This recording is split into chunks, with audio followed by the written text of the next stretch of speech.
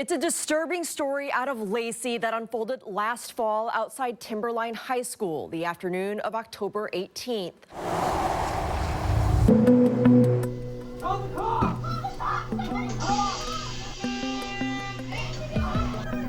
They were running back in the...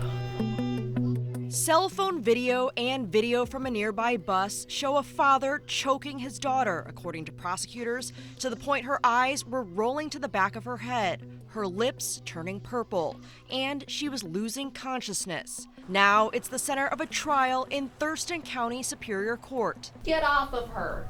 Let go of her. Somebody call the cops. Ladies and gentlemen of the jury, those were some of the frantic words from numerous Timberline High School students as they watched the defendant, Ihsan Ali, put his 17-year-old daughter in a headlock. Prosecutors in the case say Ihsan Ali had threatened his daughter with a so-called honor killing for refusing to travel to Iraq for an arranged marriage to an older man. But this story starts about a month before that attack in October, when problems already started brewing between the Alis and the family of their daughter's 16-year-old boyfriend. Victor Barnes, the boyfriend's father, took the stand during trial.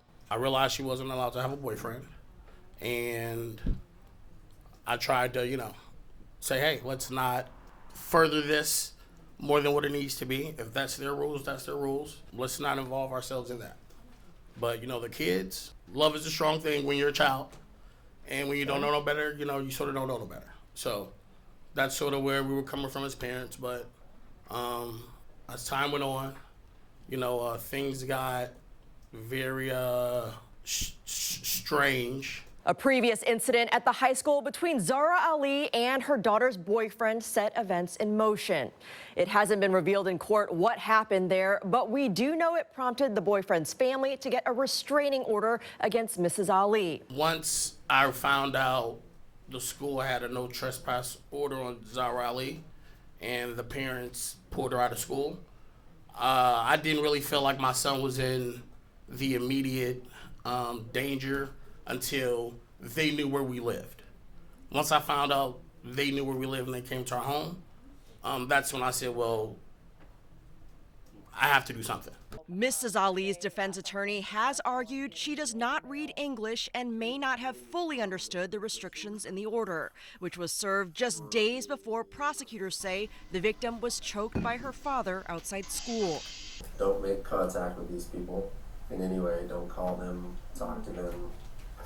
That's what it's about? Yeah. Okay. So if you do, then you're subject to arrest. During trial, jurors have also heard from the then 17-year-old victim as she described everything leading up to that day in October. How she didn't feel safe visiting Iraq, how her parents had pulled her out of school and put her in online classes after finding out she was dating, and how she found out she was about to take a one-way trip to Iraq, scheduled to leave the morning of October 18th. We're not showing the victim or any minors in this case to protect their identities. And based on your prior experiences in Iraq, did you have concerns about being safe upon your return? Yes. What concern did you have about returning to the U.S. afterwards? Not returning at all.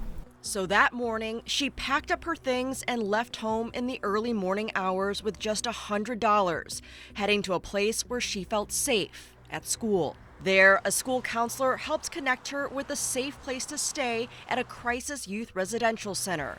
And she was headed there when her father tracked her down outside the school near the bus stop. Witness after witness have described the terrifying scene that then unfolded, as prosecutors say Mr. Ali tried to strangle his daughter during an argument. She was gasping for air and her eyes were rolling back to the back of her head. Her face was looking pale and her eyes were starting to roll back. Her eyes were rolling back? Yes, ma'am. And when you say they're rolling back, what do you mean by that? They were rolling back in the... Several students jumped in, helplessly trying to pry the victim from her father's grasp as her body was going limp. I tried to help her, but I wasn't strong enough, and a lot of other students stepped in at that point.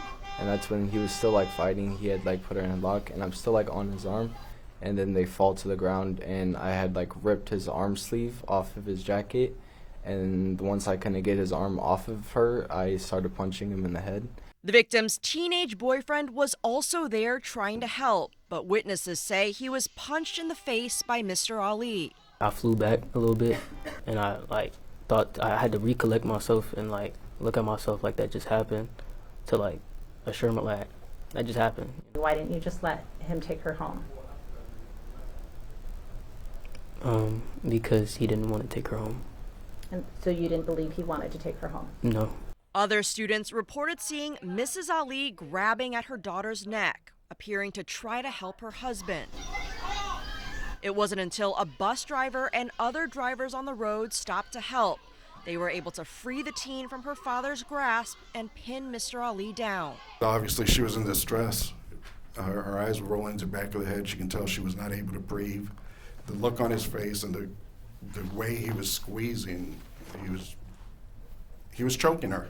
She turned around and looked at me, and her eyes were huge. I mean, she had hair in her face. She looked completely disheveled. She looked very confused, absolutely terrified. The victim breaking down in tears during her testimony in court as she described how her life flashed before her eyes. What are you thinking during this period of time? Heartbroken. Okay. By what? For what my dad did. Okay. Did you have any fear? Yes. About what? Of dying. Okay. Are you saying anything? No. The victim and her boyfriend ran inside the school for help, with Mrs. Ali chasing after them, and the school was put on lockdown as police responded. Prosecutors say the victim was screaming, "My dad tried to kill me," as she ran inside the school. But defense attorneys for the Alis have claimed they acted in self-defense, as teens and other bystanders were kicking and punching Mr. Ali. They've urged the jury to weigh video of the incident over witness statements. But I want you to be careful about what they say versus what you see. They're different, and you're going to see that. We'll tell you. I don't think that my mom was trying to hurt me. I think that she was trying to protect me from the chaos.